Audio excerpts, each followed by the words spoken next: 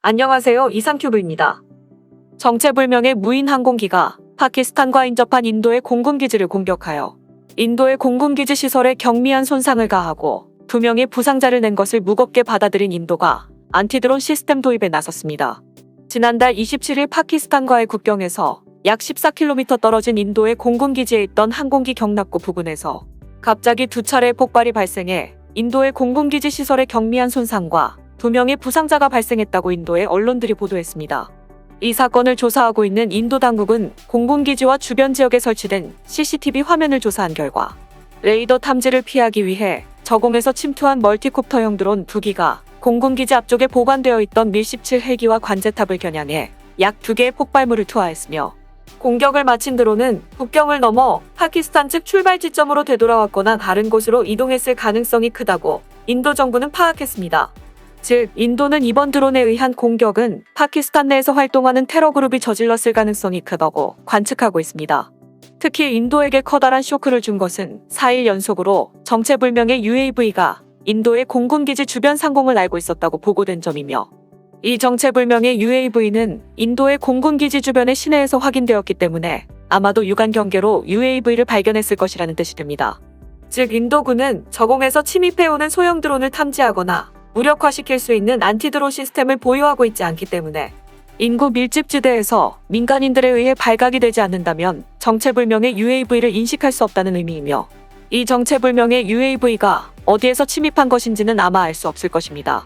이번 사건으로 발등에 불이 떨어진 인도 정부와 군은 발빠른 대응에 나서고 있으며 이스라엘 엘타 시스템스가 개발한 안티드론 시스템인 드론가드 수십 기를 긴급 조달할 가능성이 떠오르고 있으며 인도 내 업체로부터도 안티드론 시스템을 조달하기 위한 정보 제공 동의서가 발급이 되었습니다. 인도가 긴급 조달했을 가능성이 높은 이스라엘의 드론가드는 소형 UAV를 최대 5km에서 6km 앞에서 탐색할 수 있으며 UAV를 무력화시킬 수 있는 기능을 갖춘 안티드론 시스템으로 특히 저렴한 상업용 드론에 대한 효과가 높아 이번처럼 상업용 드론을 개조한 공격의 대응 효과가 높을 것입니다.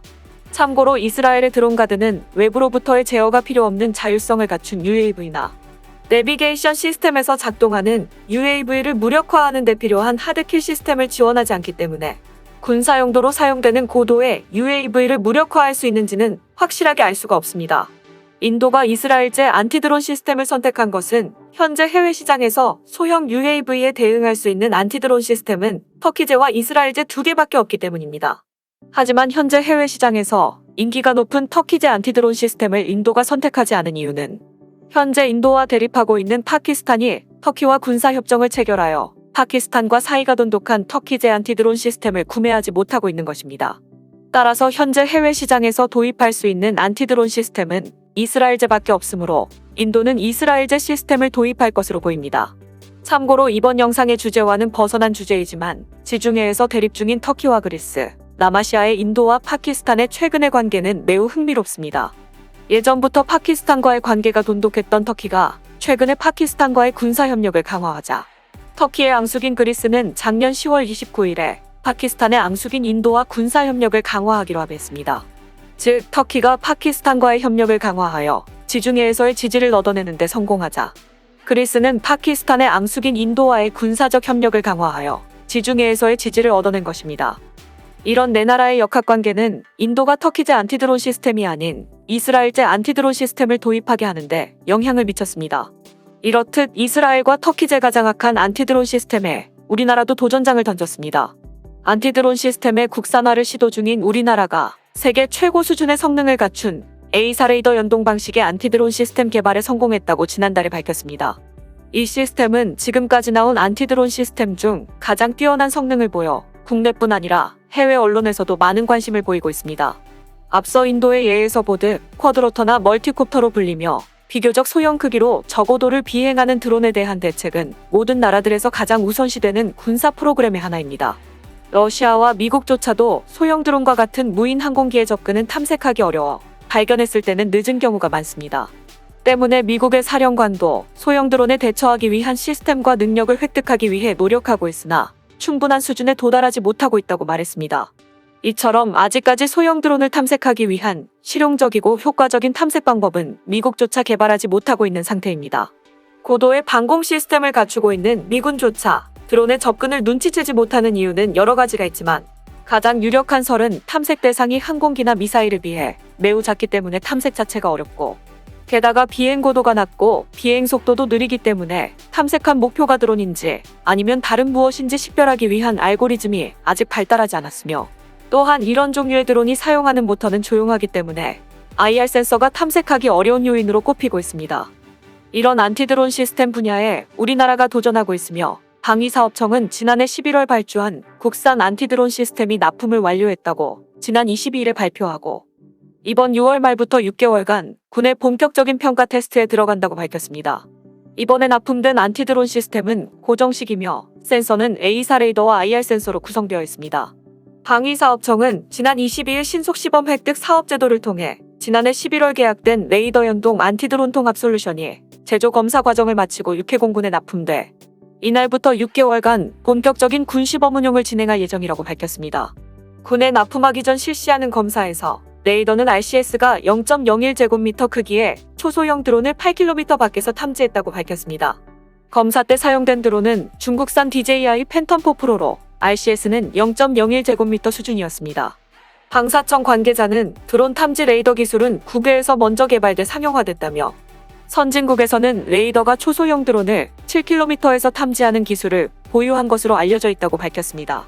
이 관계자는 8km 밖의 초소형 드론을 탐지할 수 있는 레이더 기술은 세계 최고 수준으로 국내 연구진이 이 시스템을 개발해서 한국이 초소형 드론 탐지 레이더 분야에서 세계 시장을 주도할 수 있게 됐다고 기대감을 표시했습니다. 이번 시범 사업은 산학연 협력을 통해 창출된 민간의 우수한 기술이 국방 분야에 적용된 사례입니다. 초소형 드론을 탐지하는 핵심 장비인 능동위상 배열 레이더는 대구 경북과학기술원 소속 창업기업인 토리스가 개발한 장비입니다. 방사청은 신생 창업기업이지만 초소형 드론 탐지 레이더 분야에서 세계적 수준의 기술을 보유하고 있다며, 이를 체계업체가 전파방해 시스템과 통합 연동해 새 드론 대응 체계를 구성한 것이라고 밝혔습니다. 덧붙여서 A사 레이더 외에 드론에 장착되어 있는 IR 센서의 능력은 중국산 DJI제 드론을 3km 앞에서 식별할 수 있는 것 같고, 안티드론 시스템에 포함된 재민 기능은 3km 앞까지 접근한 드론을 무효화할 수 있는 능력을 갖추고 있습니다. 이런 능력을 갖추고 있는 대표적인 드론은 이스라엘의 드론돔과 터키의 칼카가 있습니다. 이스라엘의 드론돔 시스템에 A사 레이더인 RPS-42는 중국산 DJI의 팬텀4 프로보다 작은 RCS 0.002제곱미터의 드론을 3.5km 떨어진 지점에서 탐색 가능하며, 터키제 안티드론 시스템인 칼카의 드론 탐색 능력은 최대 5km이므로 팬텀4 프로급 드론을 8km 앞에서 식별할 수 있는 한국산 안티드론 시스템의 능력은 지금까지 개발된 해외의 안티드론 시스템보다 뛰어나므로 해외의 외신들도 우리나라가 개발한 안티드론 시스템에 관심을 갖는 것입니다. 현재 해외에서 가장 많이 인정받고 있는 안티드론 시스템은 앞서 말했듯 터키의 칼카입니다.